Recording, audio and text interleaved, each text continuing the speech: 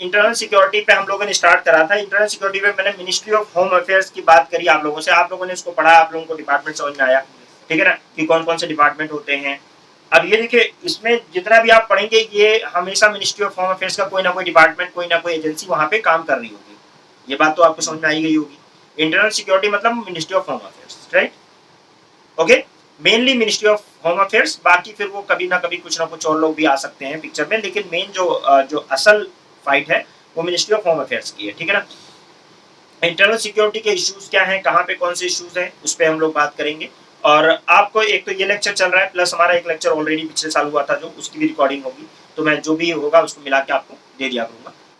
What it is talking about, क्या बात कर रहा है ये? Basically internal security, external security क्या होता है, मेजर चैलेंजेस क्या है इंटरनल सिक्योरिटी के, फैक्टर कौन से रिस्पॉन्सिबल हैं सिक्योरिटी प्रॉब्लम को लेकर, और इंटरनल सिक्योरिटी की हमारी डॉक्ट्राइन क्या है, और इंटरनल सिक्योरिटी ऑफ इंडिया जो है उसके मेजर इश्यूज क्या है। ये ऐसे बेस्ड, इस पे अगर एक क्वेश्चन आ जाता है सिर्फ डायरेक्टली कि right an essay on internal security, तो आप इसमें से कंटेंट ले सकते हो, राइट? स्पेसिफिक के लिए नहीं, लेकिन मतलब ऐसे इंटरनल सिक्योरिटी के लिए ऐसे का आंसर हो सकता है आ जाए। बाकी स्पेसिफिक पूछेगा टेररिज्म ये वो तो अलग बात है। अच्छा, आप लोग तो देखें internal security and external security का जो पहला पेज है, उसके बाद में फिर ये हर तरफ गए हैं, यानी जम्मू कश्मीर टेररिज्म की तरफ गए हैं, Jammu Kashmir militancy, insurgency in the north east, left wing extremist, वो सारा है। उसके अलावा जो है डेवलपमेंट एक्सट्रीमिज्म वगैरह की तरफ, कम्युनल वायलेंस की तरफ, organised crime, white collar crime वगैरह की तरफ, उसके बाद साइबर सिक्योरिटी, यानी हर तरह की इंटरनल जो दिक्कतें हो सकती हैं, security on the border management, और जो भी फोर्स मैंडेट है, डिजास्टर मैनेजमेंट, सारी तरफ ये घूमे हैं, ठीक है, यानी काफी अच्छा कवरेज दिया है। ठीक है ना। तो हमारा इंटरनल एंड ये इंटरनल एक्सटर्नल सिक्योरिटी, इसकी बात करेंगे, और मेजर चैलेंजेस क्या है इंटरनल सिक्योरिटी के, कौन से इंट्रेंसेस हैं, इनकी बात होगी, और फैक्टर कौन से रिस्पॉन्सिबल हैं इंटरनल सिक्योरिटी प्रॉब्लम के लिए, ठीक है। और उसके अलावा इंटरनल सिक्योरिटी डॉक्ट्राइन कौन कौन सी हैं, क्या क्या डॉक्ट्राइन है इंटरनल सिक्योरिटी की हमारी लेकर, external security in India, major issues क्या है एक्सटर्नल सिक्योरिटी के, उसकी भी बात थोड़ी सी कर दी है। एक्सटर्नल सिक्योरिटी की भी कहीं ना कहीं दिक्कत होती है, मिडिल ईस्ट में मैरीटाइम सिक्योरिटी की, और मतलब ये सारी चीजें, तो एक जनरल इंट्रोडक्शन इस वाली बुक में दिया हुआ है आपको, ठीक है ना। तो एक बार पहले समझ लेते हैं कि इंटरनल सिक्योरिटी क्या है, और उसके बाद में फिर एक एक टॉपिक को लेके चलेंगे, ठीक है ना। ने जो डिस्कस करना शुरू किया है वो बेसिकली इंटरनल सिक्योरिटी होती क्या है, क्यों ज़रूरत होती है, मतलब इंटरनल सिक्योरिटी को क्या कहते हैं, क्या चीज़ है, उसके बारे में बात की है, ठीक है। Okay, internal security, internal security क्या बोल रहा है कि internal security is a security of a country within its border, ठीक है ना। तो एक अगर आपको डेफिनेशन लिखने के लिए आ जाए तो आप ये पॉइंट नोट करिएगा कि इंटरनल सिक्योरिटी, ठीक है, internal security is a security of country, ठीक है, with in its border, and this implies maintenance of the peace, law and order, and upholding the sovereignty of the country within the territory of a country, ठीक है, within its territory। तो ये internal security की basic definition है, जो बहुत general definition है, जिसको आपको याद रखने की जरूरत है। तो इफ समवन इज आस्किंग कि व्हाट इज इंटरनल सिक्योरिटी, तो internal security is the security of a country within its border, and this implies that maintenance of the peace, law and order। Peace, law and order का मतलब यह है कि कहीं peace disturb हो रहा है, कुछ भी हो रहा है तो वहां पे भी देखेगा, और सोवरेनिटी और इंटीग्रिटी ऑफ इंडिया को अगर खतरा है किसी चीज से, कोई हथियार उठा के इंडिया के ऊपर हमला करना चाह रहा है, कुछ और चीज कर रहा है, इंडिया के अंदर डिस्टर्बेंस पैदा कर रहा है, व्हाटएवर आर्म रेबिलियन हो रहा है, तो उसके में भी ये प्रोटेक्ट करने के लिए, अपनी टेरिटरी के अंदर करने के लिए ये जो है इंटरनल सिक्योरिटी आता है। और ये किसका मैटर रहेगा इंटरनल सिक्योरिटी वाला? मिनिस्ट्री ऑफ होम अफेयर्स का मैटर रहेगा, ठीक है। तो इंटरनल देखो, होम मतलब होता है घर, ठीक है ना, होम मतलब होता है घर, इंटरनल मतलब जब हम कहते हैं ना हमारे घर का मैटर है तो इंटरनल मैटर है हमारा, ऐसे बोलते हैं ना। तो या कहीं कहीं किसी किसी कंट्री में होम अफेयर्स को इंटरनल अफेयर्स भी कहते हैं, ministry of external affairs and internal affairs. बहुत सारी कंट्रीज होम अफेयर्स नहीं कहती हैं, हम लोग इसको होम अफेयर्स कहते हैं, बट ये मिनिस्ट्री ऑफ इंटरनल अफेयर्स और मिनिस्ट्री ऑफ एक्सटर्नल अफेयर्स भी कहा जाता है, गेटिंग ओके। तो ये इंटरनल अफेयर्स है यहाँ पे, ओके। और फॉरेन अफेयर्स हमारा जो है वो एक्सटर्नल होता है, या अगर डिफेंस मिनिस्ट्री एक्सटर्नल अफेयर्स देखती है उसका डिफेंस वाले। इंटरनल सिक्योरिटी, ठीक है, is different from the external security, ठीक है, to the extent that the external security is against the aggression by the foreign country. अगर फॉरेन कंट्री कोई एग्रेशन करती है, कोई हमला करती है, तब एक्सटर्नल सिक्योरिटी की काम आता है, ठीक है ना। External security is responsible for the responsibility of the arm forces. मैंने आपको बताया था कि पीस टाइम पर बॉर्डर सिक्योरिटी भी जो है पैरामिलिट्री फोर्सेस करते हैं, मिनिस्ट्री ऑफ होम अफेयर्स के बीएसएफ करती है, या एसएसबी करती है, या आईटीबीपी करती है, और ये सब पैरामिलिट्री फोर्सेस है, सीएपीएफ वाले करते हैं, ठीक है, सेंट्रल आर्म पुलिस फोर्स करती है, ठीक है ना, पीस टाइम पर। ओके, यानी कि ये इंटरनल खतरा, मतलब इसको इंटरनल ही माना जाएगा जब तक वॉर नहीं हो रहा। हाँ, अगर फॉरेन एग्रेशन हो गया है, हमला हो गया है, पाकिस्तान मान लो हमला कर दे तो एक्सटर्नल सिक्योरिटी की बात आ जाएगी, और जब एक्सटर्नल सिक्योरिटी की बात आएगी कंट्री की, तो एक्सटर्नल सिक्योरिटी में के परव्यू में पुलिस नहीं आएगी, फिर कौन आएगा, आर्मी आएगी। तो आर्मी की आर्म फोर्सेज जो है उनकी रिस्पॉन्सिबिलिटी है क्या, एक्सटर्नल सिक्योरिटी की, और इंटरनल सिक्योरिटी की जो रिस्पॉन्सिबिलिटी है that is the responsibility of the internal police. और पुलिस कौन है, देखो पुलिस हमारे पास दो तरह से होती है, स्टेट पुलिस होती है और एक होती है सेंट्रल पुलिस। सेंट्रल पुलिस में सीएपीएफ है। सीएपीएफ क्या होता है, सेंट्रल आर्म पुलिस फोर्स। जैसा मैंने बताया था आप लोगों को, सीएपीएफ का एग्जाम होता है, यूपीएससी करवाता है, ठीक है, उसमें तो ये ध्यान रखिएगा, ठीक है। इन इंडिया, इंडिया के अंदर क्या है, मिनिस्ट्री ऑफ होम अफेयर्स जो है वो इंटरनल सिक्योरिटी देखती है, external security ministry of defence देखती है। सिक्योरिटी अगर बात करें, if you are talking about security, तो दो मिनिस्ट्रीज आप याद रखिएगा सिक्योरिटी में, इंटरनल सिक्योरिटी के लिए ministry of home affairs, and ministry of defence किसके लिए, एक्सटर्नल सिक्योरिटी के लिए, ठीक है। और बहुत सारी कंट्रीज में, ठीक है, मिनिस्ट्री ऑफ होम अफेयर्स को मिनिस्ट्री ऑफ इंटरनल अफेयर्स भी कहा जाता है और मिनिस्ट्री ऑफ होमलैंड सिक्योरिटी भी कहा जाता है, ठीक है ना। तो ये बात आप याद रखेंगे, ओके, ठीक है, क्लियर। और अब हमारे जो कौटिल्य साहब हैं, कौटिल्य जब भी अच्छा कभी बात आती है हमारी, तो हम एंशिएंट टाइम से ही डिस्कशन शुरू करते हैं, है ना। तो क्लासिफिकेशन हमारे पास थ्रेट कौन कौन से होते हैं। देखो स्टेट को, जब मैंने आप लोग को शायद एथिक्स के लेक्चर जब दिया था, तो मैंने एथिक्स में आप लोगों को बताया था कि जब मैं साम दाम दंड भेद पढ़ा रहा था, याद है, साम दाम दंड भेद पढ़ा रहा था, अच्छा ठीक। तो ये सोच रही है ये क्या पढ़ा रहे थे, साम दाम दंड। तो साम दाम दंड में मैंने बहुत डिटेल में पढ़ाया था, उसका लेक्चर भी है, actually there is a lecture in this YouTube पे भी है ना, मैंने डाल दिया था उसको। तो साम दाम दंड भेद मैंने उसमें बोला था भाई साम दाम दंड भेद मैं पढ़ा रहा हूँ, लेकिन ये मेरी फिलॉसफी नहीं है, ये फिलॉसफी है, इसलिए मैं गलत, मतलब इसको कोई गलत रास्ता मत इख्तियार करना, ये भी मैंने बोल दिया था, उसमें डिस्क्लेमर दे दिया था, राइट। सो यहाँ पे ये है कि सामदान दंडभेद पढ़ाते वक्त मैंने अर्थशास्त्र का ये जिक्र भी किया था कि इंटरनल एंड एक्सटर्नल सिक्योरिटी, उसके अलावा में internally aided external and externally aided internal, जिसके मसलों पे थ्रेट की बात होती है। तो इंटरनल थ्रेट भी होता है हमें और एक्सटर्नल थ्रेट भी होता है, ये तो समझ में आता है। ये क्या हो गया,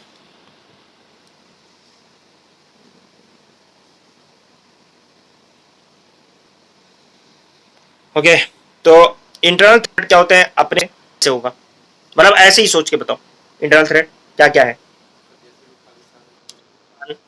क्या डिमांड है, ठीक है। और कश्मीर इशू में मतलब जो लोग सेटिस्फाइड नहीं है या दूसरी कंट्री सेपरेट डिमांड कर रहे हैं, और क्या, नक्सलाइट है, नक्सलाइट को भी इसमें रखोगे इंटरनल में, राइट्स हो जाते हैं, हाँ ठीक है, ठीक है। अभी हमें क्योंकि कैटेगराइज करना है, तो इंटरनल सिक्योरिटी है लेकिन एक्सटर्नल एडेड भी तो हो सकता है, गेटिंग। दूसरा एक्सटर्नल थ्रेट क्या है, फॉरेन कंट्री कोई हमला कर दे, चाइना पाकिस्तान बड़े थ्रेट हैं, ठीक है ना। इंटरनली एडेड एक्सटर्नल, इंडिया के जो ट्रेडर्स हैं, इंडिया में कुछ ट्रेडर्स हो सकते हैं जो एक्सटर्नली ऐड करें, यहां से इंफॉर्मेशन लीक करें, बहुत बार पकड़े जाते हैं लोग जासूसी करते हुए, तो वो इंडिया वहां पे थ्रेट करते हैं। तो एक्सटर्नल हमला क्यों कर रहा है, क्योंकि इंटरनल वीकनेस पता है। तो ये क्या है, इंटरनली एडेड एक्सटर्नल थ्रेट है। एक्सटर्नली एडेड इंटरनल थ्रेट, जैसे माओइस्ट जो है उनको चाइना हथियार सप्लाई कर रहा है, ठीक है ना। तो माओइज्म जरूरी नहीं इंटरनल अफेयर्स वो हो, हमारा इंटरनल थ्रेट हो, वो हमारा एक्सटर्नली एडेड इंटरनल थ्रेट हो सकता है। क्लासिफिकेशन समझ रहे हो। तो ये जो है बेसिकली इंडिया की इंटरनल सिक्योरिटी थ्रेट, ठीक है। Perception are mixed with 4 threat mention above, the changing external environment also impact or internal security event of Sri Lanka, Pakistan, Bangladesh, Nepal, Myanmar has direct and indirect linkage with our internal security। जाहिर सी बात है पड़ोसियों से ही हमेशा internal security का खतरा या external security का खतरा हो सकता है।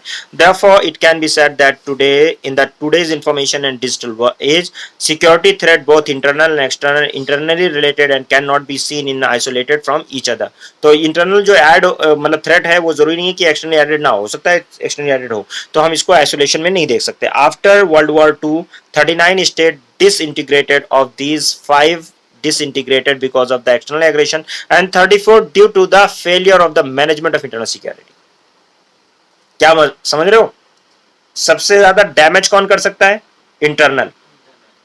घर का भेदी लंका ढाए, सुना नहीं है, देखिए अगर भेद ना पता हो, अगर विभीषण नहीं बताता राम को कि नाभि में अमृत है रावण के, मेथोलॉजी है लेकिन फिर भी नाभि में अमृत है रावण के, नाभि में मारो नहीं तो नहीं मरेगा, तो क्या रावण को कभी राम मार पाते? अगर वैसे देखा जाए तो भाई नहीं मार पाते। ठीक है, क्यों? क्योंकि वो बार बार मार रहे थे, उसका सर कट रहा था फिर जुड़ जा रहा था, तो कोई फर्क ही नहीं पड़ रहा था उसको। मतलब जो अकॉर्डिंग टू दैट फर्क कब पड़ा है? जब उन्होंने नाभि पे मारा है, क्योंकि उसका जान, उसकी अमृत जो है नाभि में है। ठीक है ना, ये किसने बताया? विभीषण ने बताया। विभीषण कौन है? भाई है। किसका भाई है? रावण का भाई है। और रावण का भाई तो इसीलिए बोलते घर का भेदी लंका ढाई। ये कहावत तब से आ रही है कि घर का भेदी, जान पाए घर का भेदी लंका ढाई क्या होता है? लंका को तबाह करने वाला घर का भेदी है। तो इसीलिए हमारे यहां भी मुनाफिकों को जहन्नुम के सबसे निचले दर्जे में जगह मिलेगी, काफिरों से और क्या नाम है उससे, मतलब किसी को भी चाहे कितना भी बड़ा गुनहगार हो, मुनाफिक को सबसे नीचे तह में जाएगा, यानी उससे कुफ्र जिसने किया, जिसने बदमाशी की और भी चीजें की, वो गुनहगार है, वो सब इतने नीचे दर्जे में नहीं जाएंगे जितना मुनाफिक जाएगा, क्योंकि वो ज्यादा डैमेज करता है। वो भेष बदलता है, वो मुस्लिम बन के या कुछ और बन के या आपका करके फिर वो भेष बदलता है। ट्रेडर जो होता है, जो धोखेबाज होता है, गद्दार होता है, वो बहुत बड़ा थ्रेट होता है ना। तो ये तो देखें आपकी, जब वर्ल्ड वॉर 2 के बाद 39 स्टेट जो है डिसइंटीग्रेट हुए हैं, जिसमें से 34 स्टेट, कितने? 34 स्टेट जो है वो किसकी वजह से है? Failure of to manage the internal security. Internal security manage नहीं कर पाए। ठीक है, this led to either their loss of sovereignty, disintegration broke down the constitutional machinery, civil war, violence, leading to the regime change in the or military coup. These failures were due to the complex and variable reason, but failure of internal security was the common factor among them. ठीक है ना। तो अगर कोई country की जो बुनियाद है वो घर होता है, और अगर घर की ही नींव हिली हुई हो तो फिर आप कहाँ सिक्योरिटी होगा? इंसान जो है अपने आप को सबसे ज्यादा सेफ कहाँ महसूस करता है? अपने घर में। अपने घर में महसूस करता है ना, करता है कि नहीं करता है? बताओ। सबसे ज्यादा कहते हैं होमली फीलिंग आ रही है, इंसान को सबसे अच्छा कहाँ महसूस होता है? अपने घर पे, है कि नहीं? इसीलिए इंसान को कहा जाता है कि घर घर घर वो करता रहता है कि नहीं? घर पे अच्छी फीलिंग, अब इस घर में ही सुरक्षित ना हो, अगर किसी इंसान को यह खतरा हो कि मेरी बीवी मुझे जहर दे देगी, वो कैसे सुकून से जिएगा? बताओ, जी सकता है?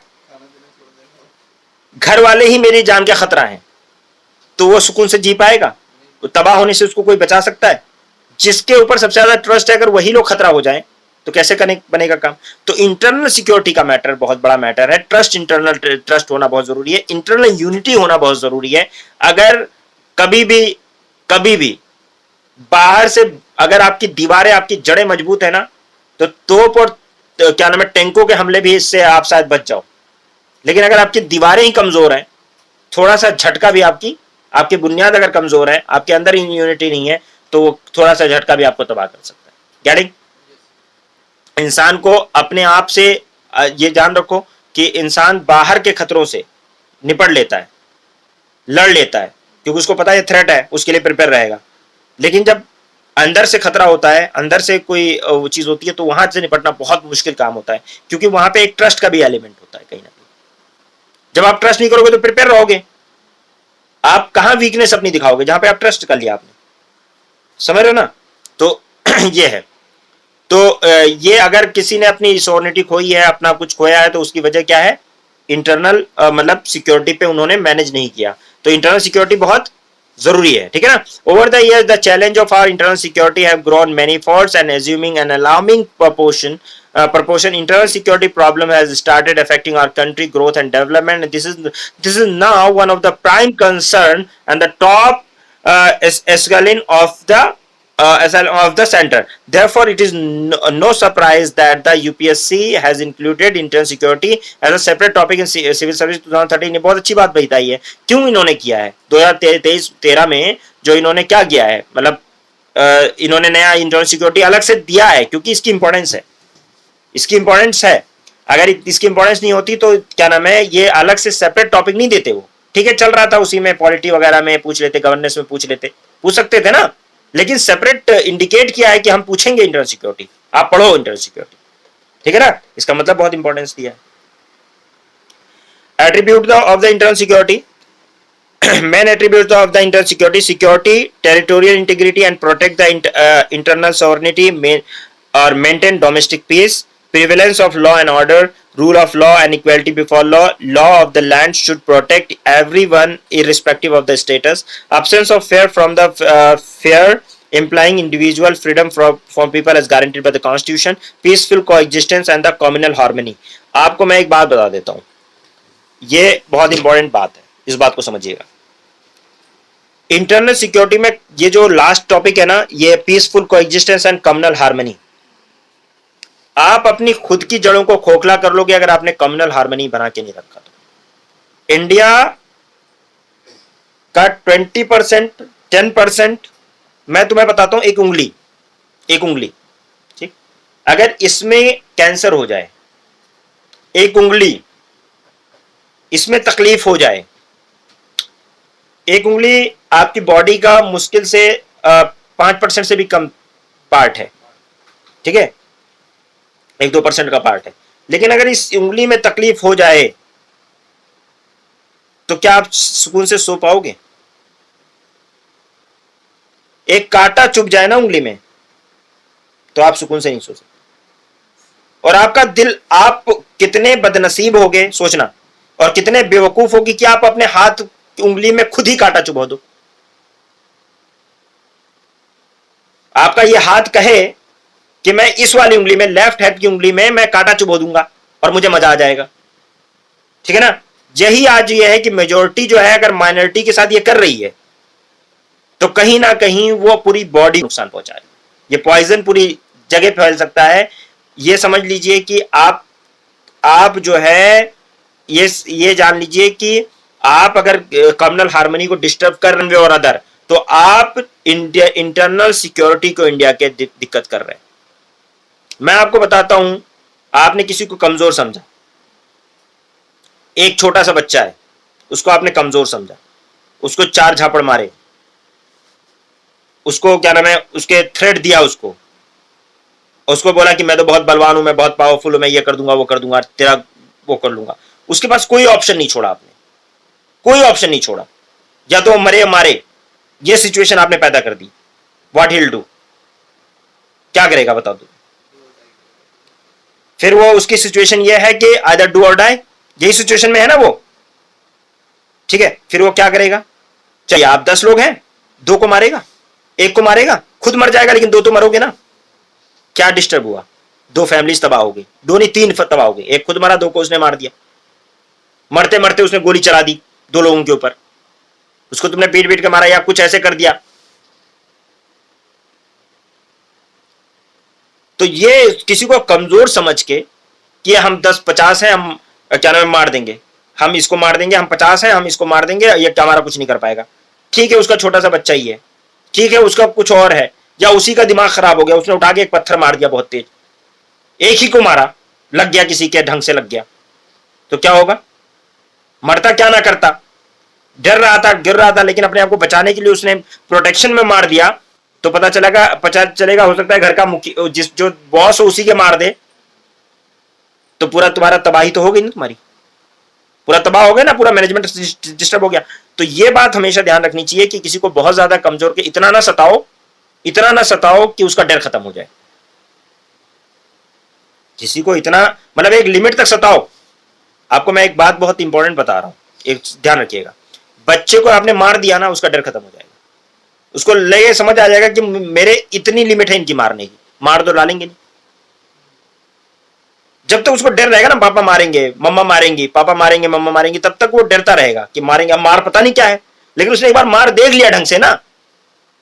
बाप बच्चों को जल्दी मारता नहीं है, ध्यान रखो, पिटवाता मां से। तुमने देखा होगा जो समझदार बाप होता है ना, वो मां से पिटवाता है, और बाप कभी नहीं पीटता है। और मां हमेशा डर दिखा दिया, पापा को आने तो बता दूंगी, लेकिन बाप पीटता नहीं है। कभी देखा है ये तो देखा ही होगा। ये साइकोलॉजी क्या है पता है? एक का डर दिखाना है और खुद पीट रहा है। मम्मा ने आज तक मुझे, मेरे पापा ने एक थप्पड़ नहीं मारा है पूरी जिंदगी में, मुझे नहीं मारा है, कभी नहीं मारा। छोटे भाई बहनों को कभी उठा के ऐसे लाइन में लगा के एक दो झापड़ ऐसे डांट वाट दिया होगा, डांटा ही होगा, मारा तो कभी नहीं है। लेकिन पापा ने मुझे कभी जिंदगी में नहीं मारा, लेकिन मम्मी ने हमेशा, और पीटा मम्मी ने खूब झटके कूटा है। मम्मी ने तो इतना मारा है कि कोई हिसाब नहीं है, ठीक है ना।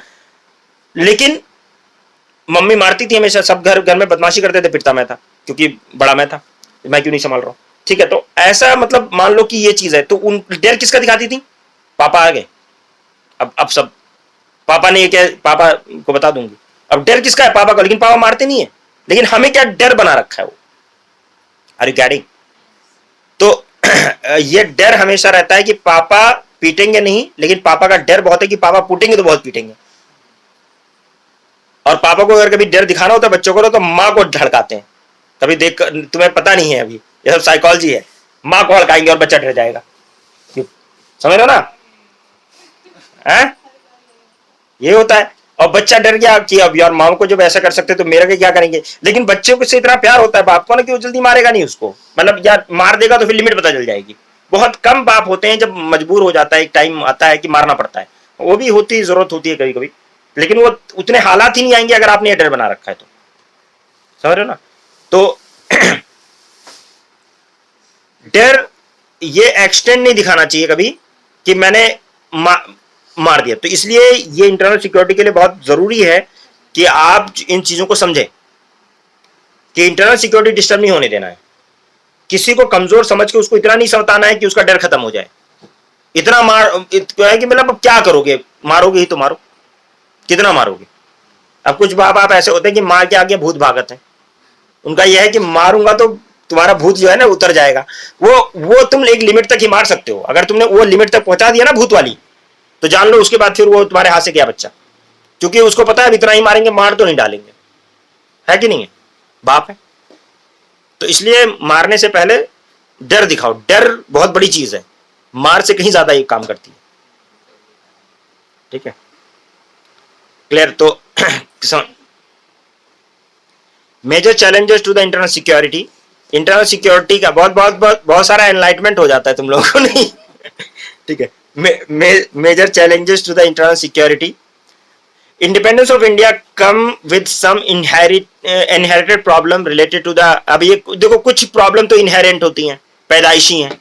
इंडिया बना ही तो एक प्रॉब्लम लेकर पैदा हुआ, जम्मू कश्मीर वाला, मतलब पाकिस्तान वाला प्रॉब्लम तो लेकर पैदा हुआ ना, पाकिस्तान इंडिया वाले प्रॉब्लम और इंडिया पाकिस्तान वाली प्रॉब्लम, कॉमनल वायलेंस वो तो हुआ ही। अच्छा ये भी क्यों हुआ, इसकी भी बात तो सोचो क्यों हुआ। थ्रेट ही तो था, क्या था भाई, थ्रेट ही था। मतलब एक दूसरे से कम्युनल पीसफुल नहीं था, यही लास्ट वाला चीज थी। पीसफुल को एग्जिस्टेंस पे बिलीव नहीं किया उन लोगों ने, है ना। क्योंकि ग्वालकर ने क्या कहा कि मौलाना अब्दुल कलाम बड़ा खतरनाक आदमी है, सबसे बड़ा मतलब वो आदमी है। क्यों? क्योंकि इसने पाकिस्तान तो बन ही गया, अभी हिंदुस्तान में भी इंडियंस को चाहता है। ये दोनों पाकिस्तान मुसलमानों के लिए दो कंट्री चाहता है ठीक है, ग्वालकर कह रहा है। तो मतलब ये है कि पीसफुल को एग्जिस्टेंस पे बिलीव नहीं किया, इसलिए पार्टीशन। अगर आप पीसफुल को एग्जिस्टेंस पे बिलीव करते, आप ये मानते कि कुछ लोग घास खाएंगे और कुछ लोग गोश्त भी खाएंगे, आप अगर ये बिलीव करते हैं कि जितना जरूरी केसरिया रंग है उतना ही जरूरी हरा रंग भी है कि नहीं है। अगर जूते जरूरी हैं तो क्या कपड़े जरूरी नहीं है? जरूरी है ना भाई। तो अगर इस बात पे बिलीव कर लेते कि डाइवर्सिटी जरूरी है, यूनिफॉर्मिटी जरूरी नहीं है, अगर सब मर्द मर्द हो जाएंगे तो जब दुनिया कैसे चलेगी? सब एक यूनिफॉर्म हो जाएंगे तो कैसे चलेगी? मर्द भी जरूरी है, औरत भी जरूरी है। ये बात क्यों नहीं समझते? ये निजाम ही दुनिया का कॉम्प्लीमेंट्री उससे चलता है। ये यूनिफॉर्मिटी दुनिया में है ही नहीं। यूनिफॉर्मिटी में ब्यूटी नहीं है, ब्यूटी डाइवर्सिटी में है। इस बात को क्यों नहीं समझते? नहीं समझ रहे बात को। तो ये जब हमने नहीं समझा, पीसफुल कोएग्जिस्टेंस हमने नहीं समझा, इस वजह से हमारा इनहेरेंट कुछ प्रॉब्लम पैदा हुई। जैसे जब आजादी हुई तो the issue of accession of the state of Jammu and Kashmir to India also come and its own set of problem related to our internal security। एक अपना set of problem लेकर आए कश्मीर आया तो एक्सेशन तो हो गया कश्मीर का, आपने एक्सेशन किया, डॉक्यूमेंट ऑफ एक्सेशन पे साइन करवाया, लेकिन आपने क्या उसके साथ साथ पाया, एक इनहेरेंट प्रॉब्लम भी पाई। क्या इनहेरेंट प्रॉब्लम? जो आज तक सॉल्व नहीं हो पाई, है ना। और इसमें हो गई कश्मीर की तबाही। नहीं क्लियर है या नहीं? बड़ा काफिया बन गया एक, है ना, कि इनहेरेंट प्रॉब्लम के साथ आई और ये हो गई कश्मीर की तबाही। बढ़िया। तो the division of pre independence India into two nation requested in the large scale unfortune violence claim millions of life. आपको पता है ना, बहुत जबरदस्त इंडिपेंडेंस के बाद, प्री इंडिपेंडेंस के टाइम पर, यानी इंडिपेंडेंस होने से पहले बहुत जबरदस्त कम्युनल वायलेंस शुरू हुआ है, एक दूसरे को मारना शुरू किया। Thus was born a menace of the communalism and it was visible again and again in various riot theatre. और ये कहीं ना कहीं वन वे और अदर कभी कभी ना कभी चलता रहता है जो कम्युनल वायलेंस है, ठीक है ना। As an emerging nation, we hope to overcome these problems and embark upon the path of the national reconstruction and consolidation, but progress has been hampered by various challenges to internal security faced by the country over the years. India's internal security problem has multiplied due to the linguistic riots, internal state dispute, caste and ethnic tension. In 1956, a country was forced to redefine the interstate boundaries due to the linguistic right. तो ऐसा नहीं है कि सिर्फ religious rights हो रहे हैं, linguistic right आपको पता है 1956 में रेमल्लू वगैरह के बारे में मैंने बताया था, रेमल्लू वगैरह के बारे में, हंगर स्ट्राइक पे 56 दिन की हंगर स्ट्राइक के बाद वो मर गए, और उसके बाद में दुनिया भर का कम्युनल वायलेंस हुआ, लिंग्विस्टिक वायलेंस हुआ कि हमें आंध्रा चाहिए, बर्दाश्त नहीं हुआ, फिर तेलंगाना चाहिए, भी पता नहीं क्या क्या चाहिए, ठीक है ना। तो यहां पे पता नहीं, मतलब इंसान, एक चीज है देखो, आप डाइवर्सिटी रहे फिर भी आप साथ में कोई पीसफुल कोएग्जिस्टेंस कर सकते हो, अगर आपको टॉलरेंस आ जाए। कितना ब्यूटीफुल और अच्छा लगता है जब कोई, क्या नाम है, एक दूसरे एक्सेंट में हिंदी बोलता है कहीं कहीं, अच्छा नहीं लगता है? लगता है ना। ये ब्यूटी है इंडिया की। देखो कितनी तरीके से हिंदी बोली जाती है, कितनी तरीके से। अयो तो मजा तजे अमका नकाएगा जी, हिंदी ही है, लेकिन देखो टोन क्या है। अयो तुम बहुत अच्छा जी, क्या टोन है, ब्यूटी नहीं है इसमें, अच्छा लगता है। इसी को आप लखनवी अंदाज में बोलेंगे और अच्छा लगेगा, लेकिन ये भी ब्यूटी है। आप उसमें देखो, दीपिका पादुकोण बोलती है किसमें, चेन्नई में, चेन्नई एक्सप्रेस में, अच्छा लगता है बहुत, है ना। क्यों अच्छा लग रहा है? ये जो डाइवर्सिटी है ना, हिंदी बोल रहा है बंदा लेकिन फिर भी एक उसकी टोन है तमिल, उस टोन में बोल रहा है, कन्नड़ में बोल रहा है, मलयाली में बोल रहा है, थोड़ा बिहारी टच ला रहा है। बिहारी टच कैसा आता है? बिहारी टच आता नहीं है लोगों को, कहते नहीं है लोग बिहारी टच में बोलते हैं, आप खाना खाइएगा, पीजिएगा, ऐसे बोलते हैं ना, वो भी प्यारा लगता है, नहीं लगता है? कितनी डाइवर्सिटी है। आप उसको प्यारा नहीं समझते, आपको लगता है आप हंसी आती है, लेकिन प्यारा लगता है। आप अभी उसमें देखिए, हरियाणवी टच लोगों को बुरा लगता है, हरियाणवी टच में लैंग्वेज थोड़ी खड़ी बोली है, लेकिन उसका भी एक अपनी ब्यूटी है। कित जा रहा भाई, उरे को आजा, इंगू को आजा, ऐसे भी बोलते हैं। तो कित जा रहा, अब कित जा रहा में क्या है, मतलब उसकी भी अपनी खूबसूरती है ना। तो ये एक ही लैंग्वेज को कितनी तरीके से बोला जा रहा है, लैंग्वेज हिंदी ही है, बट देखो कितने एक्सेंट है, कितने तरह के लोग हैं, और इसमें क्या खराबी क्या है भाई, आपको क्या बुरा लग रहा है? Why you are not able to tolerate it? और आपको कौन मना कर रहा है कि आप अपनी लैंग्वेज ना बोलो? लेकिन आपने क्या करा इसमें, जब आपने सोच लिया कि यार ये हमारे साथ रह ही नहीं सकते क्योंकि ये अलग तरीके से बोलते हैं, तो वहां पे क्या हो गया, वहां पे क्या हो गया, आपने इंटरनल सिक्योरिटी को खतरा पैदा कर दिया। जुबान बोले कि मैं देखूंगा और आंख बोले मैं खाऊंगा, चलेगा? दैट इज नॉट पॉसिबल, है कि नहीं? तो जुबान को अपना फंक्शन करने दो और आंख को अपना फंक्शन करने दो, वो उसी के लिए स्पेशली बने हैं। और दोनों मिलकर ये चेहरा खूबसूरत कब लगता है? जब आपके पास जुबान भी है, आपके पास दांत भी है, आपके पास आंख भी है, तब ये चेहरा खूबसूरत लगता है। इंडिया की ब्यूटी ये है यार, why are you destroying this beauty? ठीक है, तो मेजर चैलेंजेस क्या है हमारे यहाँ पे? मेजर चैलेंजेस हैं आपका hinterland terrorism, international domestic, Jammu and Kashmir militancy है, insurgency of the north east India है, लेफ्ट विंग एक्सट्रीमिज्म है, organised crime and its nexus with the terrorism, and उसके अलावा आपका कम्युनलिज्म है, और कास्ट एंड एथनिक टेंशन है, रीजनलिज्म है, इंटर स्टेट डिस्प्यूट है, साइबर क्राइम है, और साइबर सिक्योरिटी है, बॉर्डर मैनेजमेंट है, कोस्टल रेगुलेटरी मैनेजमेंट है। ये सारे जो हैं वन वे और अदर जो थ्रेट्स हैं, ठीक है ना? क्लियर है? तो इस पे हमने बात करी है, और इसमें मैं अभी थोड़ा सा इंटरनल सिक्योरिटी प्रॉब्लम के लिए फैक्टर कौन से रिस्पॉन्सिबल हैं, तो ये इस पे हम अभी चर्चा कर लेते हैं। इंटरनल सिक्योरिटी के लिए फिर क्या क्या वो है। चलिए, तो आप लोगों के पास बुक है ही है, तो मैं अभी सामने आ जाता हूं और फिर डिस्कस करते हैं, ठीक है? तो इसलिए आपको इस चीज को समझने की जरूरत है। तो हमने क्या देखा पहले कि मेजर प्रॉब्लम्स कि हमारी मेजर प्रॉब्लम है, मेजर प्रॉब्लम्स हैं कि भाई टेररिज्म है, ठीक है? ये मेजर जो चैलेंजेस दिए हैं, टेररिज्म है, जम्मू एंड कश्मीर मिलिटेंसी है कि प्रॉब्लम, ठीक है? उसके अलावा आपका इंसर्जेंसी द नॉर्थ ईस्ट है, नॉर्थ ईस्ट के अंदर जो इंसर्जेंसी रही है वो एक प्रॉब्लम है, दिमाग में ये रखिएगा। लेफ्ट विंग एक्सट्रीमिज्म है, जैसा मैंने बताया रखा ऑलरेडी कि लेफ्ट विंग एक्सट्रीमिज्म भी एक बहुत बड़ी प्रॉब्लम है, माओइस्ट वगैरह, ठीक है? Organise crime nexus with the terrorism, organise crime का मनी लॉन्ड्रिंग वगैरह एक दिक्कत है, और कम्युनलिज्म हमारी तो ब्लड में है कहीं ना कहीं, वन वे और है ना? उसके बाद कास्ट और एथनिक टेंशन भी चलती रहती है, बहुत जगह तो आपको कास्ट टेंशन भी दिखेगी, सिर्फ जहां रिलीजन वाली कॉमनल नहीं है वहां लिंग्विस्टिक है, लिंग्विस्टिक नहीं है तो कास्ट है। हमारे यहाँ बहुत डाइवर्स कंट्री है ना, और ये चीज लोगों को समझाना ये है कि क्यों नहीं we the people of India हो जाए, क्यों नहीं we the people of India हो जाए।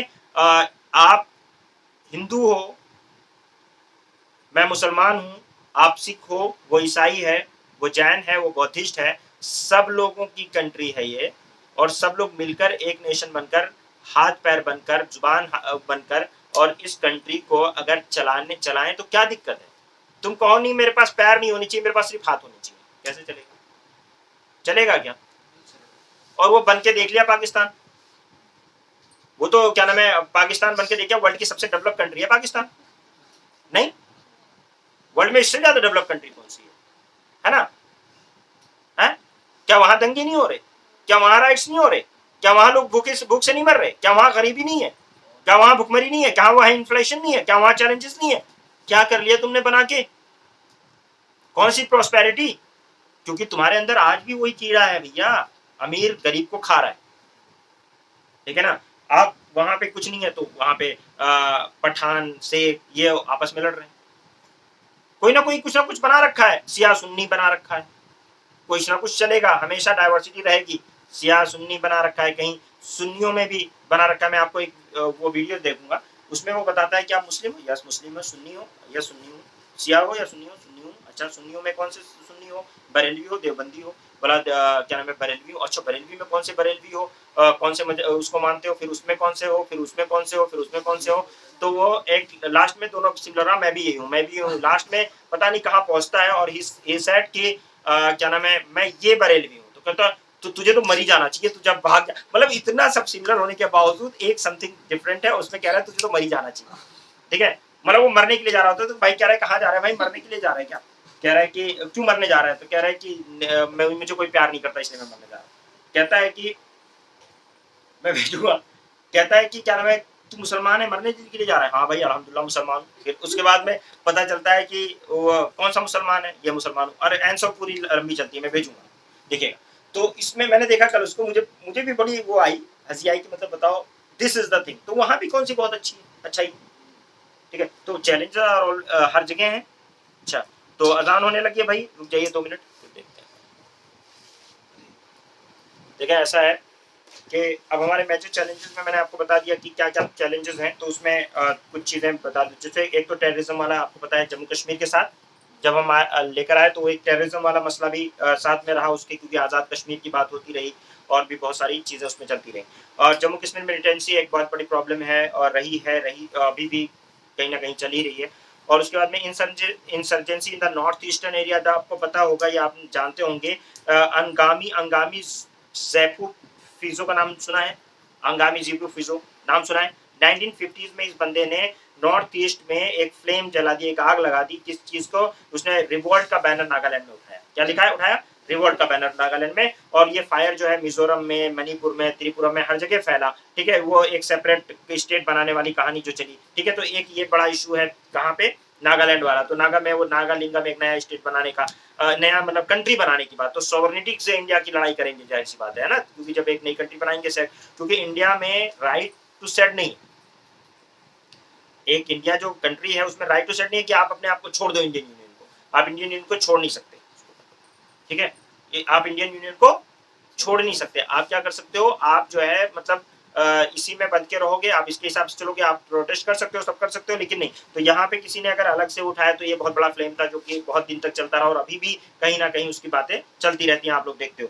दूसरा आपका ये नक्सलाइट पार्ट है। नक्सलाइट में आपको पता है कि अंडर डेवलप कंट्री है जहाँ पे एक्सप्लॉयटेशन भी हुआ है। ऐसा नहीं है कि एक्सप्लॉयटेशन नहीं हुआ है। आर्म फोर्सेस से लेकर और जो वो है कैपिटलिस्ट सोसाइटी है, वो जाके जंगलों में जहाँ पे भी माइंस के नाम पर और किसी नाम पर, फैक्ट्रीज के नाम पर लोगों की ज़मीनें छीनी गई हैं, बदमा हुई हैं दिक्कतें, पास्ट में हुई हैं, ऐसा नहीं है कि नहीं हुआ है। लेकिन जिसको होने की वजह से उनको फिर ये होता है ना, power come from the barrel of gun, वो वाली आइडियोलॉजी जो है माओ वाली, वो आ गई और उसमें लोगों ने हथियार उठा लिए। ठीक है ना, तो ये एक नक्सलाइट बहुत बड़े थ्रेट है, जिसको लेफ्ट विंग एक्सट्रीमिज्म के नाम पे हम लोग जानते हैं, जिसको एक one of the largest, greatest, very dangerous threat कहा गया है कंट्री का, वो रेड कॉरिडोर पूरा, ये दूसरा थ्रेट है। तीसरा जो है आपको पता है, ये जो होस्ट मिलिटेंसी जो है, मिलिटेंसी एक बहुत बड़ा जो, जिसमें चाहे वो आप खालिस्तान वाली मिलिटेंसी हो, चाहे जैसे इंडियन मुजाहिदीन के नाम पर या किसी और नाम पर जो मिलिटेंसी है जो चल रही है, जो कि इन्फ्लुएंस्ड है फ्रॉम आवर नेबर कंट्री, तो ये भी वो है। इसी तरह से अरुणाचल प्रदेश वगैरह में या नागालैंड में जो इन्फ्लुएंस है वो चाइना से है। ठीक है ना, जहाँ पे वो चलती जा रही है। उसके अलावा जो है आपका इंटरनेशनल जो लिंकेज है, यानी कि जो यहाँ पे कोई चीज़ होती है, यहाँ पे कोई जो इंटरनल डिस्टर्बेंस कर रहे हैं, चाहे माओइस्ट को हथियार सप्लाई करना या टेररिस्ट को फाइनेंसिंग करना, वो भी एक बहुत बड़ा जो मनी लॉन्ड्रिंग वगैरह होती है या जो ब्लैक मनी वगैरह जो होती है ना, उसकी एक लिंकेज है जो एक्सटर्नली एडेड होती है। पैसा यहाँ वहाँ से आ रहा है, सप्लाई वहाँ से हो रही है, चीज़ें यहाँ पे कर रही हैं, हवाला ट्रांजेक्शन है, मनी लॉन्ड्रिंग है, जो फेक करेंसीज वगैरह इंडिया के अंदर आ जाती हैं, तो ये सारी चीज़ें हैं। साइबर सिक्योरिटी बहुत बड़ा चैलेंज है, आपको पता है विकीलीक ने बहुत सारी बातें इसमें आपको वो भी की हैं। और साइबर सिक्योरिटी एक बहुत बड़ा चैलेंज आज के इंटरनेट दौर में, मतलब सब कुछ इंटरनेट के ऊपर है। आपके एक क्लिक पे आपका अकाउंट खाली हो सकता है, एक क्लिक में आपका जो है पूरा इन्फॉर्मेशन लीक हो सकती है, आपकी प्राइवेसी डिस्टर्ब हो सकती है। Every time whatever you are saying that is recorded by the phone और something, somewhere your privacy is compromised and we are own जो institution they are not up to the mark. उनका national level पे वो नहीं कर सकते।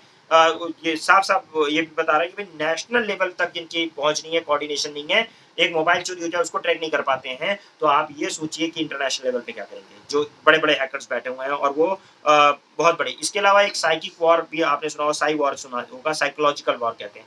जब अब वो वाली चीज़ थोड़ी सी धीरे धीरे खत्म होती जा रही है, सिविल सोसाइटी में पॉलिटिकल इनस्टेबिलिटी जो क्रिएट हो रही है, या कोई चीज़ हो रही है, सोशल, इकोनॉमिक, रिलीजियस, सेक्टेरियन, मतलब अब ये लोगों के दिमाग से खेलने वाला चल रहा है। अब जमीन नहीं छीननी है, अब उनके दिमाग को वो कर देना है। साइकिक वॉर चल रहा है, साई वॉर चल रहा है।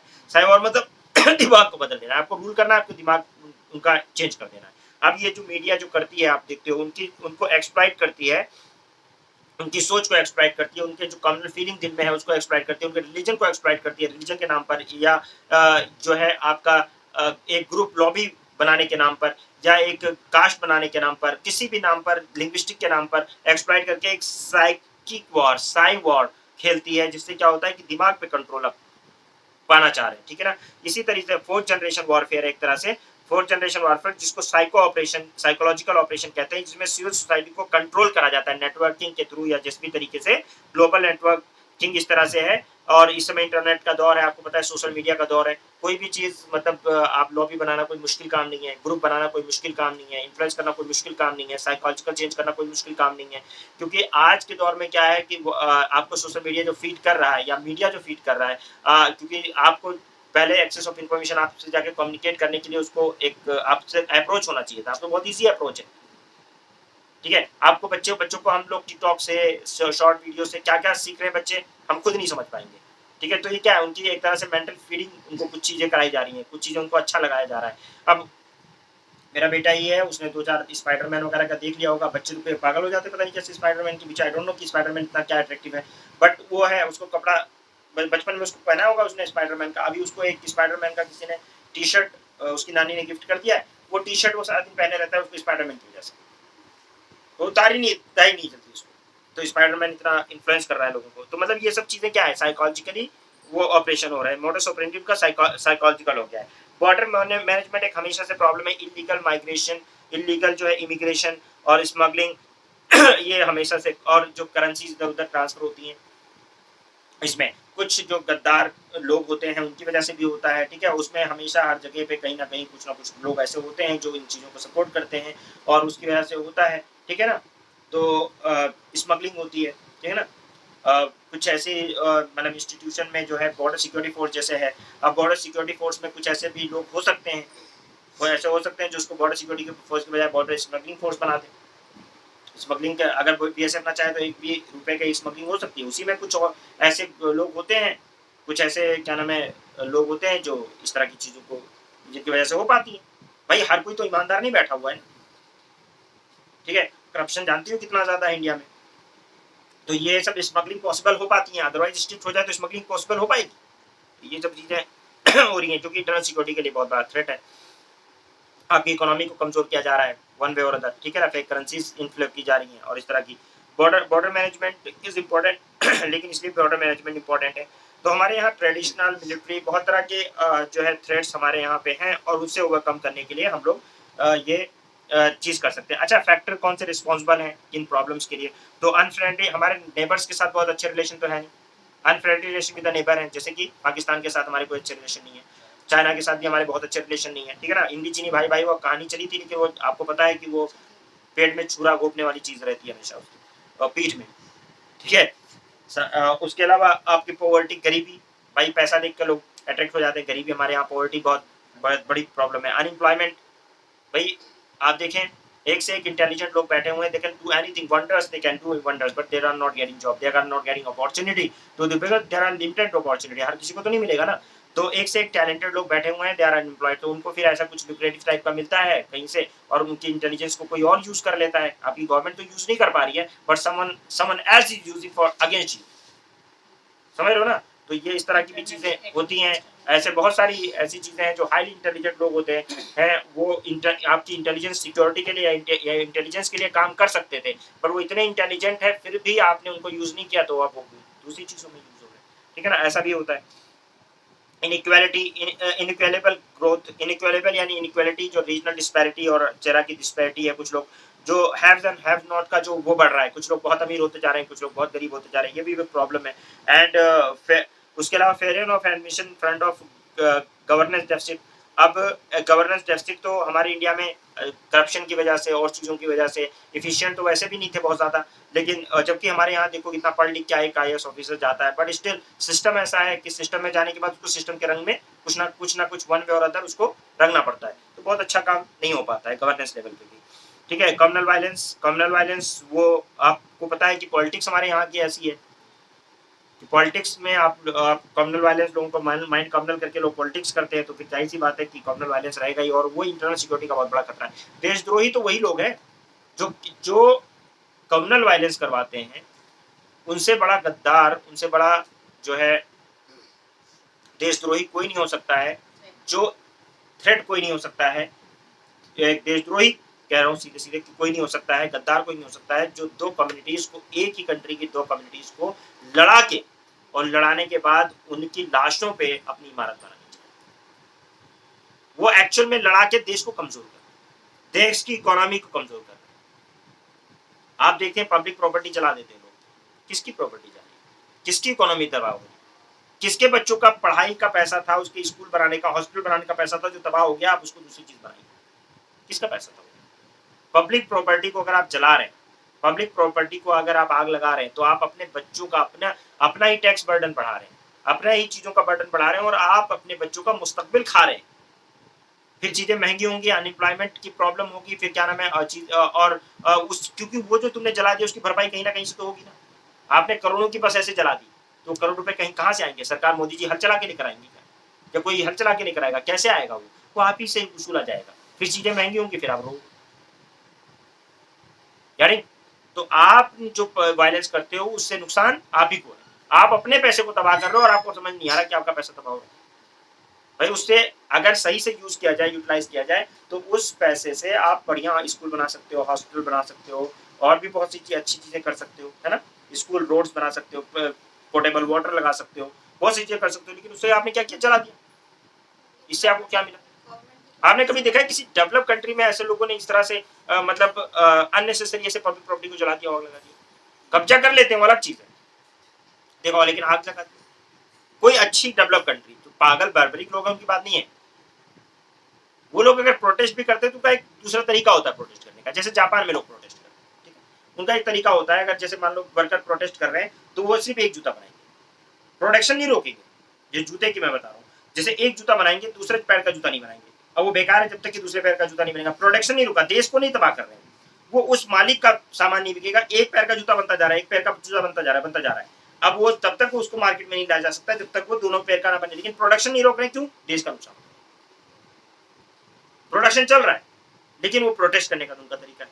कितना इनोवेटिव है, समझ रहे हो ना। और हमारे यहाँ क्या है, आग लगा देंगे, हम फैक्ट्री को ही आग लगा देंगे। अब उसमें जो तबाही हुई सबकी हुई ना, आपके बच्चों का भी रोजगार किया। तो हमारे यहाँ सोच भी नहीं है उस तरह से। तो ये इंक्रीजिंग कम्युनल डिवाइड, उसके अलावा caste awareness and caste tension भी चलती रहती है कुछ ना कुछ, है ना। लोग कास्ट के बारे में अवेयर हो जाते हैं, भैया मैं तो राजपूत हूँ, और फिर मूछ डांग के। सबसे ज्यादा तो जो लोग ना ऐसे लिखा करें, यादव सेना, और जो या क्या नाम है, ठाकुर सेना और राजपूत सेना और जाट सेना और दलित सेना, व्हाटएवर, भीम सेना, कुछ भी अगर ऐसे करके वो मूछ ऊछ लगा के या जो भी व्हाटएवर करके वो जो गाड़ियों पे लगा के लिखते के चलते हैं ना, उनको तो सबसे पहले कट के धुलाई करनी चाहिए। ये सेना वो सेना, क्यों भैया? क्यों तुम इस एक अलग आइडेंटिटी लेकर घूमना चाह रहे हो? वैसे तो तुम इंटीग्रिटी ऑफ इंडिया की बात करते हो, सॉलिडिटी ऑफ इंडिया की बात करते हो, then you are talking about मैं ठाकुर हूँ, मैं क्या नाम है, ब्राह्मण हूँ, मैं क्षत्रिय हूँ, मैं शूद्र हूँ, मैं वैश्य हूँ, मैं मुस्लिम हूँ, मैं पठान हूँ, मैं क्या नाम है, शेख हूँ, मैं ये हूँ। वो टैग और लेना चाहते हो, वाई वाई? क्यों ये टैग लेना चाह रहे हो? आपको क्या शर्म आ रही है लिखने पे आई एम इंडियन? फिर तो इंटीग्रिटी के खिलाफ नहीं है कोई। I am proud to be Muslim, ठीक है, प्राउड रहो, कौन मना कर रहा है, but proud to be an Indian भी रहो ना। आई एम प्राउड टू ब्राह्मण, लेकिन उसको आप इंडियन को नहीं लिखोगे, पहले लिखोगे मैं proud to be Brahmin, proud to be Kshatriya, proud to be Pathan, proud to be ये, प्राउड टू वो भी, है ना। क्यों? ये इंटीग्रिटी का नुकसान है। आप एक बंदे के दिमाग में इनसिक्योरिटी पैदा कर रहे हो। आपने ये बनाया कि क्या नाम है, मैं जैसे किसी ने लिखा ऐसे कुछ, ठाकुर, गुज्जर, कुछ भी, पठान, कुछ भी लिखा, सामने वाला इनसिक्योर फील कर रहा है ना, कि मतलब तुमने उसमें क्या है, तुम उस कास्ट में पैदा हुए, उसमें तुम्हारा क्या contribution? What you have done? You have written an agreement with your lord कि भैया मुझे तो गुज्जर पैदा करना, मुझे तो ठाकुर पैदा करना, मुझे पठान पैदा करना, मुझे चमार पैदा करना।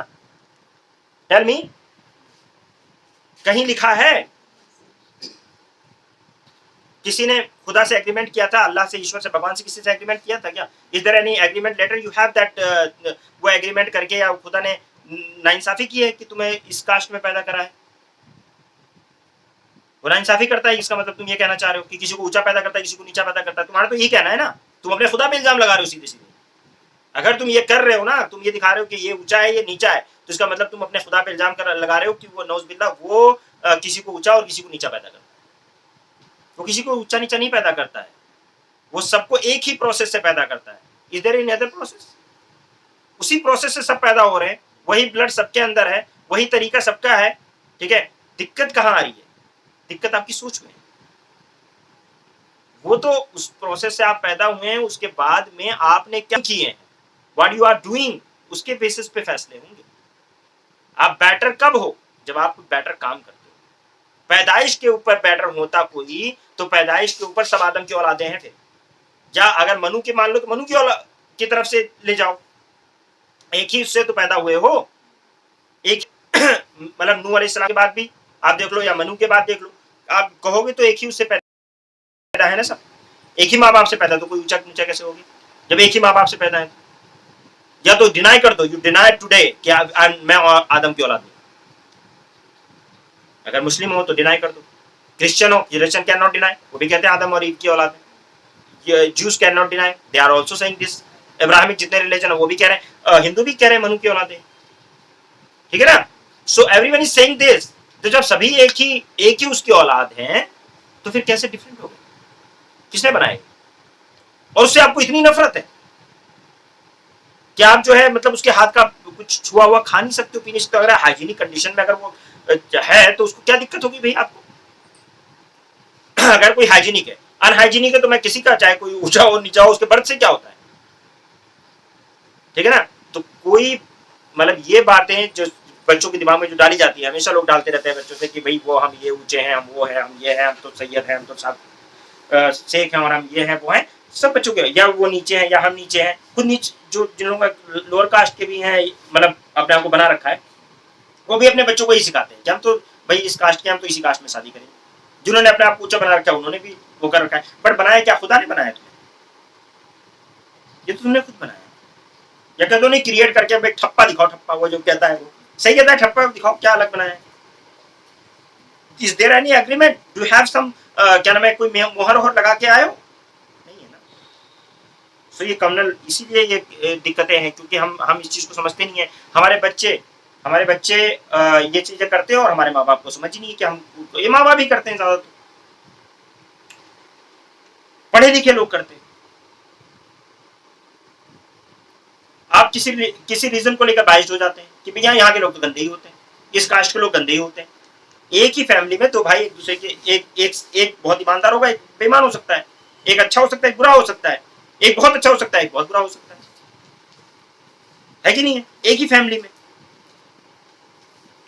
क्या आपका भाई आपकी बहन आपकी तरह एकदम एक तरह सोच है?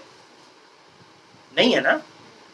तो कैसे आप क्या नाम है ये कहते हो कि एक पर्टिकुलर रीजन का आदमी जो है खराब ही होता है, एक पर्टिकुलर कास्ट का आदमी खराब ही होता है, एक पर्टिकुलर कबीले का आदमी खराब ही होता है, या अच्छा ही होता है, या अच्छा ही होता है?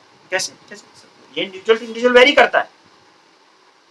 ये सब दिमाग में जो एक स्टीरियोटाइप बना हुआ है, ये एक साइकोलॉजी क्रिएट करता है। ये बायसनेस जो है हमें ले जाती है, एक दूसरे से अलग करती है, और ये national integrity, national security integrity के खिलाफ है। ये खराब बात है। ये बात आपको समझ में आ रही है? ठीक है। और इसके बाद में कास्ट अवेयरनेस हो गया, कास्ट टेंशन हो गई। उसके अलावा जो है सेक्टेरियन, एथनिक, लिंग्विस्टिक तरीके से मैंने बताया ना कि ब्यूटी, लैंग्वेज की ब्यूटी, वही मैं बात कर रहा था कि लैंग्वेज में तो ब्यूटी है भाई। आप हिंदी बोलो, आप उर्दू बोलो, आप तमिल बोलो, आप तेलुगु, हर किसी की अपनी ब्यूटी है। कितना अच्छा लगता है ना, अलग अलग लैंग्वेज में लोग बात करते हैं, अलग अलग भाषा है ना, मतलब अलग अलग भाषा है, अलग अलग तरह के लोग हैं, अलग अलग उनकी सोच है, अलग अलग विचार है। कितनी अच्छी बात है। ये कोई बुरी बात है क्या? जब आप किसी गार्डन में जाते हो, when you enter in a garden, और वहां पे आप देखते हो कि सिर्फ गेंदे गेंदे के फूल है, तो आपको अच्छा नहीं लगेगा। लेकिन आप देखोगे तरह तरह के फूल है, आपको बड़ा अच्छा लगेगा। अरे यार, यहाँ तो ऐसा फूल भी है, यहाँ तो ऐसा फूल भी है, यहाँ तो ऐसा फूल भी है। एनलाइटमेंट आपको अच्छा फील होता है क्योंकि डाइवर्सिटी है कि नहीं? तो यहाँ पे आप लेकिन डाइवर्सिटी ऐसे नहीं चाह रहे हो, ठीक है। अच्छा एक बात बताओ, आप सभी लोग जो है इंसान ही हो क्या? एक जैसे हो क्या? सब लड़कियां हो, तीनों लड़कियां एक जैसी हो क्या? है? हम लड़के जितने भी हैं सब एक जैसे हैं क्या? हैं, बनावट सबके पास, हाथ पैर सब कुछ है, लेकिन तब भी अलग है। क्यों? खुदा ने सबको ऐसे ही बनाया। हमारे फिंगरप्रिंट कभी सेम हो ही नहीं सकते। Why the hell you are trying to create clones? क्यों चाह रहे हो कि सब क्लोन हो जाए? ठीक है ना। तो ये एक खराब चीज है, और इसलिए एथनिक, लिंग्विस्टिक और चीजें डेवलप, वो खराब भी डेवलप होती है। उसके अलावा जो है आपका हमारे बॉर्डर्स में बहुत टफ ट्रेंड्स हैं, और भी बहुत सारी चीजें हैं। पुअर कम्युनल, ये क्या नाम है आपका, क्रिमिनल जस्टिस सिस्टम है, करप्शन प्रिवेलिंग है। ये सब वजह से हैं, ये सब फैक्टर्स हैं जिसकी वजह से इंटरनल सिक्योरिटी थ्रेट हमारे यहाँ पैदा होता है। उसके अलावा इंटरनल सिक्योरिटी डॉक्ट्राइन हमारी क्या है? देखो हमारे यहाँ पॉलिटिकल, सोशियो इकोनॉमिक, गवर्नेंस, ये सब जो है की एलिमेंट्स हैं। पॉलिटिक्स हमारे यहाँ बहुत इंपॉर्टेंट रोल प्ले करता है, socio economic condition important role play करती है, गवर्नेंस बहुत इंपॉर्टेंट रोल प्ले करता है, पुलिस एंड जो है पुलिस और सिक्योरिटी फोर्सेस का इंपॉर्टेंट रोल है, सेंट्रल स्टेट कोऑर्डिनेशन एक इंपॉर्टेंट रोल है, इंटेलिजेंस एजेंसीज रोल प्ले करती हैं, है ना। बॉर्डर मैनेजमेंट है, साइबर सिक्योरिटी, ये सारे लोग बहुत इंपॉर्टेंट रोल प्ले करते हैं किसके अंदर, इंटरनल सिक्योरिटी में।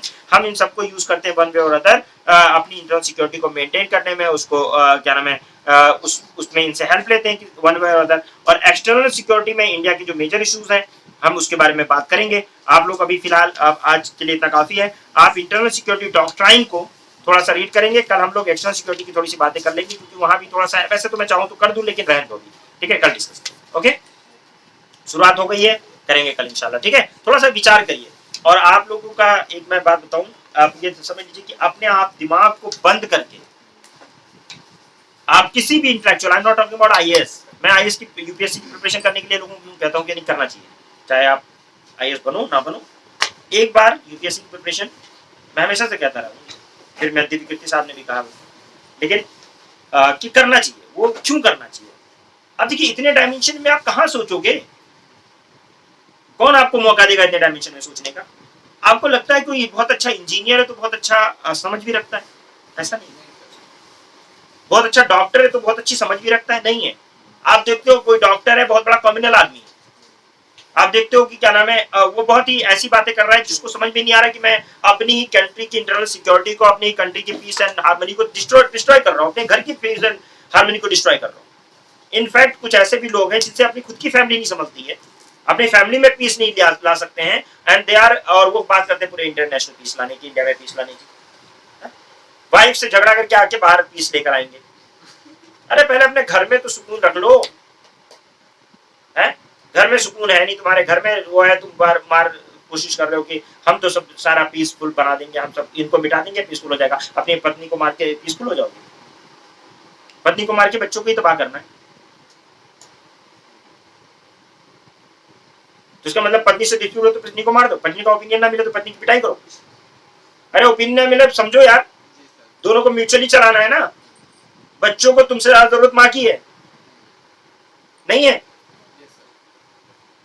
बट इसी तरीके से हमारा है कि हमें सबकी जरूरत है, हमें यहाँ हर कोई चाहिए।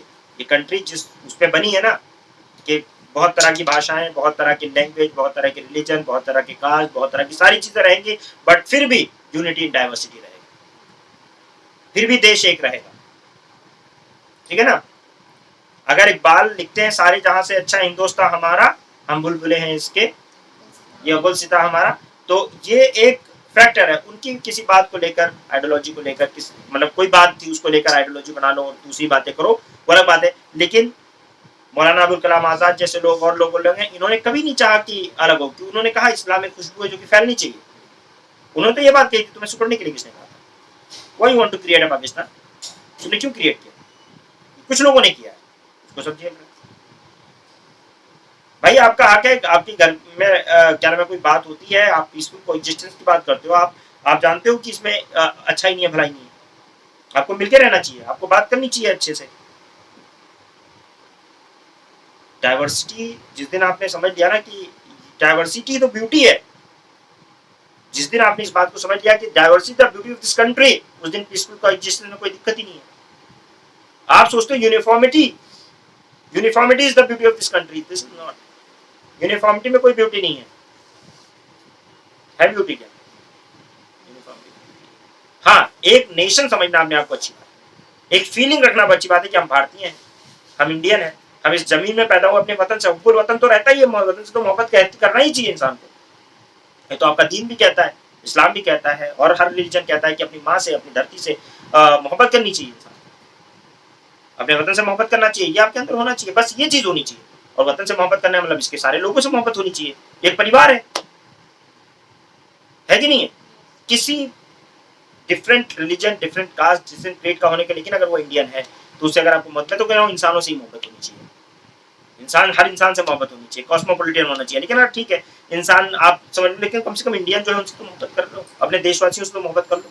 वही प्रॉब्लम्स वो फेस कर रहे हैं जो आप फेस कर रहे हो, उनके लिए कोई डिफरेंट प्रॉब्लम नहीं है, उनको भी सड़कों की प्रॉब्लम है, उनको भी एजुकेशन चाहिए, उनको भी हेल्थ चाहिए, उनको भी अदर चीजें चाहिए, उनको भी खाना खाना है, उनको भी पानी पीना है, उनको भी बच्चों को पढ़ाना है, नहीं, उनको भी बीमार होते हैं तो उनको भी दवाई चाहिए, हॉस्पिटल जाना है, आपको भी वही प्रॉब्लम है। तो क्यों बेमतलब में पॉलिटिक्स के नाम, पॉलिटिकल चीजों को देखते हुए अपने रिलेशंस को खराब करना और तबाह करना? हर वक्त उसी में लगे रहना, बिकॉज ये कुछ लोगों का पर्पस सर्व कर रहा है जो टॉप पे बैठे हुए, सबका नहीं। बाकी लोग सफरिंग कर रहे हैं, सब लोग सफर, बाकी सब परेशानी में है, सिर्फ कुछ लोगों को देख छोड़ दिया जाए जो एक पर्टिकुलर लॉबी है, वो भी लेस देन 1% हो। इवन मैं तो कहूं कि 10, 12, 15 फैमिलीज हैं बस, फैमिलीज जो कि लेस देन 0.001% भी नहीं, जिनका इससे पर्पस सर्व हो जाए। बाकी सब कोई वन वे और अदर सफर ही कर रहा है इस तरह की चीजों से, और हमारी इंटरनल सिक्योरिटी थ्रेट पैदा हो रहा है। हम अपनी नींव को कमजोर कर रहे हैं, अपनी बुनियाद को कमजोर कर रहे हैं, समझ रहे हो ना। आपने भरोसा किया वीर अब्दुल हमीद को, देख लो देश को मजबूत करने में, एक्सटर्नल उससे थ्रेट से निकालने में कितना बड़ा काम किया था उन्होंने, अब्दुल हमीद ने। मिसाइल मैन, अगर आज आप कहते हो इंटरकॉन्टिनेंटल बैलिस्टिक मिसाइल हमारे पास है, इफ यू आर सेइंग कि हमारे पास अग्नि क्या नाम है, अग्नि 5, अग्नि 6 आ रही है, तो किसकी देन है? It is a brain child of APJ Abdul Kalam. आप उनको मुसलमान होने के नाम पर पहले ही मार देते या उनको तबाह कर देते, तो आज वो क्या नाम है, मिसाइल मैन इस इंडिया को इतना स्ट्रॉन्ग बनाता।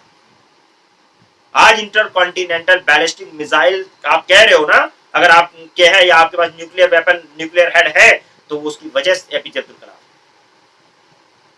और वो भी इन्फ्लुएंस है होमी जहांगीर भाभा से, भाई उन्हीं के तो वो हैं। ये कोऑर्डिनेशन में काम नहीं करते तो ये हो सकता था ये, या आपकी दोस्त, आपका कंट्री इतनी स्ट्रॉन्ग फील करती है अपने आप को। इंटरकॉन्टिनेंटल बैलिस्टिक मिसाइल का होना कि मतलब कोई भी आपके ऊपर आंख उठा के देखने में एक बार सोचेगा कि कुछ नहीं तो बीजिंग तो मारेगा ही, 5000 6000 किलोमीटर मारेगा है? इतना तो एहसास है ना आदमी को, क्योंकि वो एक प्रोग्राम चला, integrated missile development, guided missile development programme चलाया है उन्होंने, पता है, आपने पढ़ा है, तब जाके ये चीजें पॉसिबल हो पाएंगी। न्यूक्लियर वॉरहेड कैरिंग आपके पास मिसाइल आ पाई है, इंटरकॉन्टिनेंटल बैलिस्टिक मिसाइल आ पाई है, इतना आसान नहीं था। अगर अब्दुल कलाम जैसे लोग ना हो इस कंट्री में तो ठीक है, कौन आपको वो ला के देगा? आज यार आपको ऑस्कर दिलाने वाले क्या नाम है वो ना हो, क्या नाम है, ए आर रहमान, तो कहां से ऑस्कर आएगा? ए आर रहमान भी चाहिए, और आपको क्या नाम है बिस्मिल्लाह खां भी चाहिए, और आपको जो है क्या नाम है ये भी चाहिए, मोदी जी भी चाहिए मोदी भी चाहिए, हर कोई, हर किसी की जरूरत है। आपको योगी भी चाहिए, मोदी भी चाहिए, आपको मुल्ला भी चाहिए, पंडित भी चाहिए इस कंट्री में।